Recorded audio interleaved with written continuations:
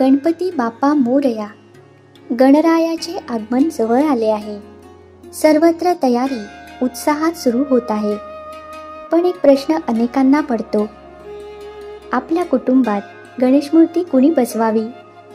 चला तर मग पाहूया शास्त्र काय सांगते.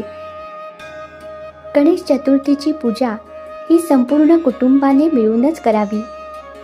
जर भाऊ एकत्र राहत असतील, म्हणजेच त्यांची चूल आणि खर्च एकच असेल, तर एकाच गणेश मूर्तीची पूजा करायला हरकत नाही.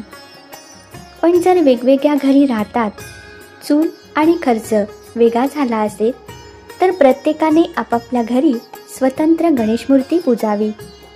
आणि ज्या कुटुंबात एकाच भावाकडे मूर्ती बसवण्याची परंपरा आहे, तर तिथे मूर्ती प्रतिष्ठा त्या भावाच्या घरी असावी, ज्याच्यात देवाविषयी अधिक भाव आहे. गणेशोत्सव साजरा करा श्रद्धेने आणि शास्त्रशुद्ध पद्धतीने.